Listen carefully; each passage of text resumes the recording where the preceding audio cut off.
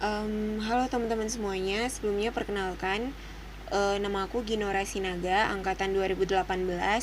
Aku dimintain sama pengurus PMKF Unpad buat jadi pementor di mentoring pengantar hukum pidana kali ini.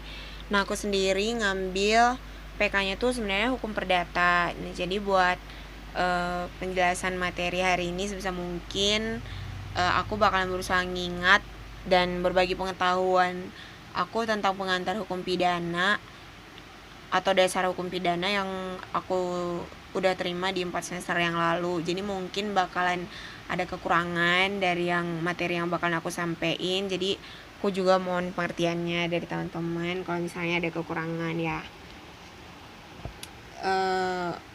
Jadi hari ini tuh aku bakalan jelasin pengantar hukum pidana itu, khususnya definisi hukum pidana, jenis hukum pidana, objek ilmu hukum pidana, dan tujuan hukum pidana.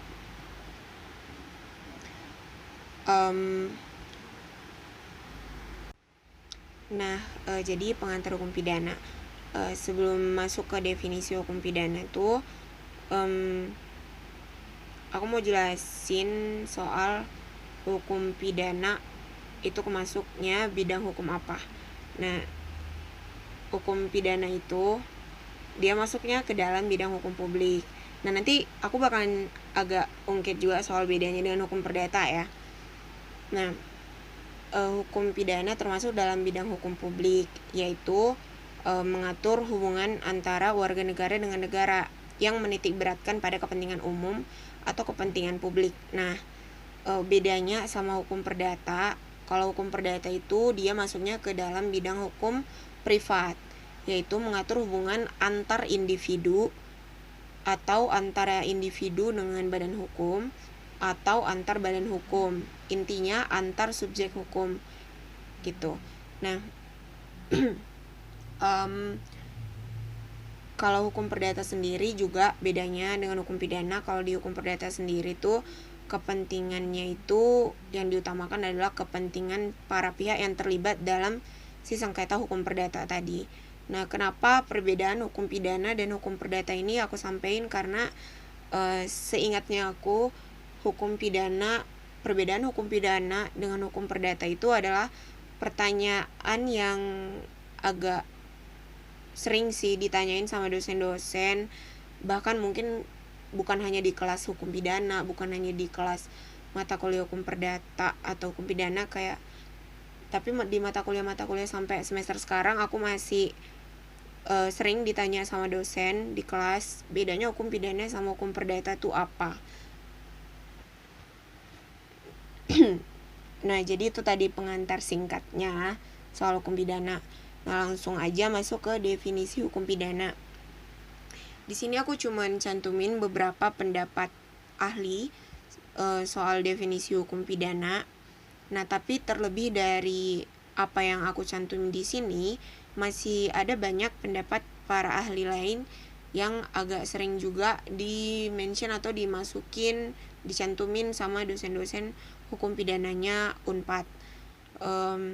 Tapi 3 yang aku cantumin di sini tuh yang paling sering di-highlight sih menurut aku. Mungkin juga aku mau kasih tahu salah satu itu ada pendapatnya ahli, yaitu Mulyatno.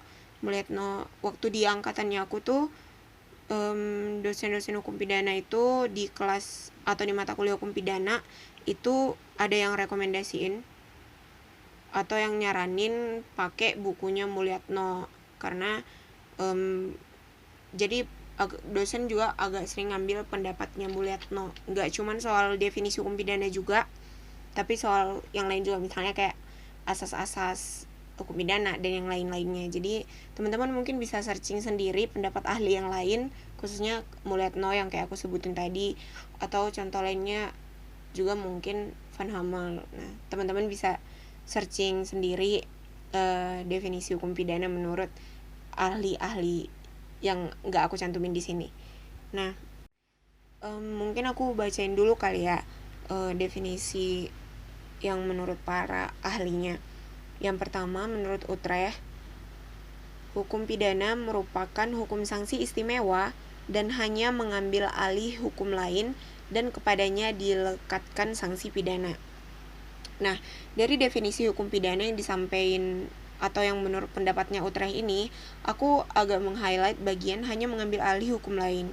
Nah, jadi materi yang aku paling ingat dari hukum pidana ini sendiri adalah sifatnya hukum pidana yang ultimum remedium. Nah, hukum pidana itu merupakan ultimum remedium, artinya hukum pidana sebagai langkah atau sebagai cara terakhir, paling akhir, sebagai langkah paling akhir dalam menyelesaikan suatu kasus atau suatu masalah hukum. Nah, jadi kayak kalau masih bisa diselesaikan dengan cara lain atau dengan hukum lain, misalnya lewat hukum perdata atau secara administrasi atau lewat hukum administrasi, kalau masih bisa diselesaikan dengan cara hukum itu, pakai itu aja dulu. Kalau misalnya emang udah nggak bisa, baru pakai hukum pidana. Jadi hukum pidana ini adalah langkah terakhir dalam penyelesaian suatu masalah atau suatu kasus hukum. Nah, kemudian selanjutnya menurut Pompe, hukum pidana adalah semua aturan-aturan hukum yang menentukan terhadap perbuatan-perbuatan apa seharusnya dijatuhi pidana dan apakah macam pidana itu. Nah, kemudian selanjutnya menurut Simons, hukum pidana adalah kesemuanya perintah-perintah dan larangan-larangan yang diadakan oleh negara dan yang diancam suatu nestapa atau pidana, barang siapa yang tidak menaati kesemuanya aturan-aturan yang menentukan syarat-syarat bagi akibat hukum itu dan kesemuanya aturan-aturan itu untuk mengadakan atau menjatuhi dan menjalankan pidana tersebut. Nah, kalau dari definisinya Pompe dan Simons ini, kita bisa ambil kesamaannya itu adalah bahwa hukum pidana itu merupakan aturan hukum tentang perbuatan-perbuatan atau tentang perbuatan yang dilarang atau perintah dan larangan yang diadakan oleh negara dan memiliki sanksi terhadap perbuatan itu apabila dilakukan atau aturan itu apabila dilanggar. Nah, dari definisi para ahli ini kita bisa ambil kesimpulan definisi hukum pidana itu bahwa hukum pidana adalah salah satu cabang ilmu hukum dalam bidang hukum publik yang mengatur perbuatan-perbuatan yang dilarang dan berakibat diterapkannya hukuman atau sanksi bagi siapa yang melakukannya dan memenuhi unsur-unsur perbuatan yang disebutkan dalam undang-undang pidana. Atau simpelnya aku bilang hukum pidana adalah keseluruhan aturan hukum, aturan-aturan yang mengatur perbuatan-perbuatan yang dilarang dan berakibat diterapkannya hukuman atau sanksi bagi siapa yang melakukannya atau melanggar aturan tersebut. Nah,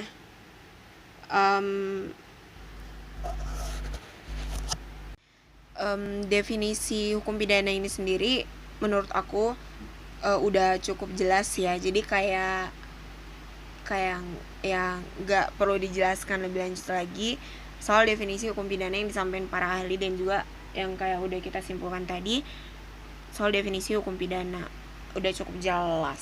Jadi kita lanjut aja ke materi yang kedua, itu soal yaitu tentang jenis-jenis dari hukum pidana. Di sini aku ada ketemu 7 kategori dari jenis hukum pidana itu sendiri. Nah, langsung aja yang pertama, yaitu hukum pidana dalam arti objektif atau ius poenale dan dalam arti subjektif atau ius poenandi. Hukum pidana dalam arti objektif atau ius poenale ini merupakan hukum pidana yang dilihat dari larangan-larangan berbuat, yaitu larangan yang disertai ancaman pidana bagi siapa yang melanggar si larangan tersebut. Nah, si ius poenale ini sendiri itu dibedakan lagi jadi 2, yaitu hukum material dan hukum formil. Nah, soal hukum material dan hukum formil mungkin bakal aku jelasin nanti setelah ini. Terus yang kedua tadi, hukum pidana dalam arti subjektif atau ius poenandi itu merupakan aturan yang berisi hak dan kewenangannya negara untuk yang pertama mengancam perbuatan dengan hukuman atau sanksi yang dimiliki oleh negara. Kedua, untuk memberlakukan hukum pidana kepada pelanggar larangan yang mana si hukum pidana ini itu tadi bersifat memaksa.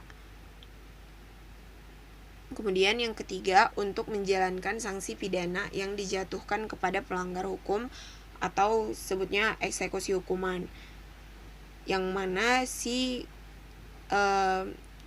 kewenangan negara untuk melakukan ini itu tadi dilakukan atau dilaksanakan oleh alat kelengkapan negara itu sendiri ya. Yang mana kita tahu misalnya contohnya kalau eksekusi hukuman, alat penyelenggaranya itu berarti kejaksaan atau penyidik dan kepolisian gitu.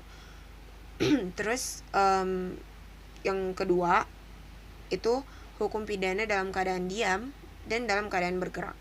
Nah, hukum pidana dalam keadaan diam ini itu disebutnya adalah hukum pidana material. Sedangkan si hukum pidana dalam keadaan bergerak itu adalah hukum pidana formil. Nah, kenapa hukum pidana material itu hukum dalam keadaan diam dan yang hukum pidana formil itu hukum keadaan bergerak? Nah, sebagaimana kita tahu, hukum material itu adalah aturan-aturan atau isi dari si peraturan itu sendiri. Jadi si peraturan itu sendiri yang ngatur soal perbuatan-perbuatan yang udah kita sebutkan kayak tadi. Sementara si hukum formilnya ini lebih dikenal dengan hukum acara. Hukum acara atau hukum pelaksanaan dari si hukum material tadi, makanya disebutnya bergerak gitu singkatnya. Nah, kemudian yang ketiga itu jenis hukum pidana umum dan hukum pidana khusus. Nah, ini tuh hukum pidana umum dan hukum pidana khusus berdasarkan subjeknya ya. Nah, jadi dia disebutnya hukum pidana umum karena dia itu merupakan ketentuan pidana yang berlaku bagi setiap orang, bagi setiap subjek hukum tanpa membeda-bedakan siapapun. Jadi ini berlaku bagi semua warga negara, bagi semua orang pokoknya. Nah, kemudian hukum pidana khusus disebutnya khusus karena merupakan hukum pidana yang berlaku bagi subjek hukum tertentu atau bagi orang tertentu. Nah, ini tuh berkenaan dengan jenis perbuatan tertentu juga. Nah, ini tuh contohnya misalnya hukum pidana militer. Nah, berlakunya kan hanya untuk militer doang, makanya dibilang sebagai subjek hukum tertentu. Atau juga contohnya misalnya buku 2 KUHP tentang kejahatan jabatan. Nah, berlakunya kan cuman sama pegawai negeri sipil doang, sama yang berjabatan gitu. Jadi berdasarkan subjeknya itu perbedaannya umum dan khususnya tadi itu letaknya di situ. Kemudian yang keempat itu hukum pidana yang dikodifikasi dan tidak dikodifikasi. Nah, hukum pidana yang dikodifikasi itu hukum pidana yang kita kenal dekat. Enggak sih, semua kita kenal dekat. Nah, hukum pidana yang dikodifikasi ini tuh maksudnya kayak KUHP dan KUHP militer. Nah, kita bisa yang dikodifikasikan maksudnya yang dibukukan gitu. Terus kalau hukum pidana yang tidak dikodifikasi itu aturan hukum pidana yang di luar muatan si KUHP tadi atau yang enggak termasuk dalam aturan pidana yang dibukukan. Misalnya itu adalah undang-undang gitu, kayak misalnya contohnya undang-undang narkotika kalau nggak salah. Nah, kemudian yang kelima itu berdasarkan tempat berlakunya. Nah, kalau berdasarkan tempat berlakunya itu ada hukum pidana umum dan hukum pidana lokal. Nah, hukum pidana umum ini itu yang dibentuk oleh negara yang berlaku bagi seluruh subjek hukum dalam wilayah hukum negara, sama kayak yang tadi tuh ya dia berlaku umum, berlaku untuk semua orang, untuk semua subjek hukum. Nah, yang kedua hukum pidana lokal. Nah, kalau hukum pidana lokal ini tuh hukum pidana yang dibuat oleh Pemda. Jadi berlakunya pun bagi subjek hukum yang berada dalam wilayah hukum si Pemda tadi, atau wilayah hukum daerah si Pemda yang bikin hukum pidana ini gitu. Terus yang keenam ada jenis hukum pidana berdasarkan wilayah berlakunya. Itu ada 2 juga, yaitu hukum pidana nasional dan hukum pidana internasional. Nah, hukum pidana nasional itu hukum pidana suatu negara yang berlaku dalam wilayah hukum suatu negara itu. Sedangkan si hukum pidana internasional itu hukum pidana atau aturan yang dibuat dan diberlakukannya itu oleh banyak negara yang didasarkan pada suatu konvensi atau perjanjian internasional dan berlakunya bagi negara-negara peserta dari si konvensi tersebut. Nah, kemudian yang ketujuh, berdasarkan bentuknya itu ada 2 juga, yaitu hukum pidana tertulis dan hukum pidana tidak tertulis. Nah, hukum pidana tertulis ini dalam bentuk perundang-undangan yang kita tahu, kayak KUHP, Undang-Undang Narkotika, Undang-Undang HAM, dan lainnya. Terus sedangkan hukum pidana yang tidak tertulis itu adalah hukum pidana adat. Nah, hukum pidana adat, karena kita di Indonesia kan masih mengakui hukum adat ya. Hukum adat masih dilindungi sama undang-undang juga, jadi masih termasuk ke dalam jenis hukum pidana yang diakui di Indonesia sih. Jadi, dan bentuknya tidak tertulis. Nah, itu tadi soal jenis hukum pidana, emang singkat aja, kayak nggak perlu dijelasin lebih lanjut lagi lah, udah cukup jelas. Nah, terus objek hukum pidana. Nah, aku searching lagi, objek hukum pidana tuh nggak ketemu sih, ketemunya objek ilmu hukum pidana. Nah, dan yang aku temuin adalah objek ilmu hukum pidana itu adalah keseluruhan ketentuan hukum pidana yang berlaku di Indonesia, yaitu hukum pidana positif yang ada di Indonesia. Nah, untuk penjelasan lebih lanjut soal konsep objek ilmu hukum pidana ini sendiri pun aku belum ketemu. Jadi jujur aku masih nggak ingat juga sih, nggak paham juga soal konsep objek hukum pidana atau objek ilmu hukum pidana ini sendiri, karena juga iya, aku mungkin kalau di hukum pidana cuman lebih ingat soal subjek hukum pidananya sendiri sih. Si subjek hukum pidana itu sendiri adalah pelaku dari perbuatan pidana itu tadi. Gitu. Jadi mungkin kita langsung lanjut aja kali ya ke tujuan hukum pidana. Nah, soal tujuan hukum pidana ini tuh kita ada kenal 2 aliran. Yang pertama aliran klasik dan yang kedua aliran modern.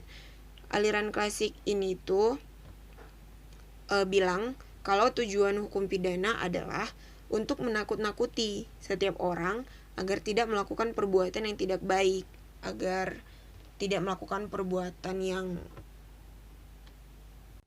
yang tidak sesuai norma atau aturan masyarakat, atau perbuatan yang tidak sesuai aturan yang berlaku dalam lingkungan masyarakat itu. Nah, kemudian kalau sedangkan si aliran modern ini tuh bilang kalau tujuan hukum pidana itu untuk mendidik orang yang telah atau yang pernah melakukan perbuatan tidak baik menjadi baik dan dapat diterima kembali dalam kehidupan bermasyarakat atau kehidupan lingkungannya. Dari kedua aliran ini sih, kalau menurut aku pribadi nggak ada aliran yang benar, nggak ada aliran yang salah, karena pada dasarnya kalau kita lihat atau kita pahami masing-masing, kedua aliran ini ya ada benarnya juga gitu kan. Cuman ada yang mandangnya dari kayak sebelum dilakukannya perbuatan itu, jadi supaya nakut-nakutin. Sedangkan si aliran modern ini dia tuh mandang tujuan hukum pidana itu adalah ketika udah diterapkan, jadi untuk mendidik orang yang telah pernah berbuat tidak baik supaya jadi baik gitu. Jadi istilahnya kayak nimbulkan efek jerak bagi si orang yang udah pernah melakukan perbuatan yang melanggar. Nah, mungkin kalau di aliran modern ini sendiri itu kita bisa ngungkit soal tujuan pemidanaan jatuhnya, ya kan. Dari yang aku tahu dan yang aku punya itu tujuan pemidanaan itu ada 4, atau kita bisa bilang tujuan pidana. Tujuan pemidanaan itu aku ketemunya ada 4, yaitu yang pertama untuk mencegah dilakukannya tindak pidana dengan menegakkan norma hukum demi pengayoman masyarakat. Yang kedua, memasyarakatkan terpidana dengan mengadakan pembinaan sehingga menjadi orang yang baik dan berguna. Yang ketiga, menyelesaikan konflik yang ditimbulkan oleh tindak pidana, memulihkan keseimbangan dan mendatangkan rasa damai dalam masyarakat. Dan yang keempat, itu untuk membebaskan rasa bersalah pada terpidana. Ini tuh tujuan pemidanaan yang aku ambil dari pasal 51 buku 1 RUU KUHP tahun 2005 ya. Nah, mungkin sekian aja materi yang bisa aku jelasin kali ini. Makasih buat teman-teman yang udah dengerin materi kali ini, dan juga maaf kalau misalnya banyak kekurangan atau kurang lengkap atau kesalahan-kesalahan selama aku ngejelasin, mau dimaklumi. Dan kalau misalnya masih ada yang kurang jelas atau kurang lengkap, mungkin boleh ditanya aja, karena jujur sebenarnya kalau ngejelasin satu arah kayak gini agak bingung sih ya, karena lebih enakan diskusi gak sih. Soalnya aku agak sebenarnya nggak punya kemampuan untuk ngejelasin kayak semacam ngajar-ngajar gini, kayak jelasin satu arah. Lebih enak diskusi gitu supaya tahu lawan bicara kita itu kurang pahamnya di mana, kurang jelasnya di mana gitu kan.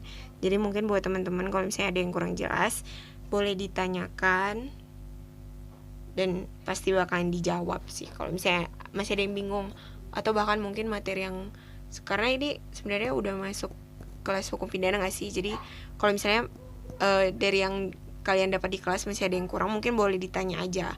Mungkin kalau ditanya aku bakalan lebih bisa kasih tahu dan jelasin sih gitu, daripada kalau harus ngejelasin satu arah gini. Pokoknya gitu sih.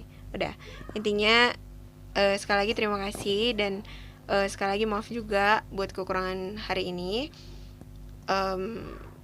Sekian dan terima kasih. Semoga sukses belajarnya teman-teman semua. Semoga sukses mata kuliah hukum pidananya. Tuhan Yesus memberkati.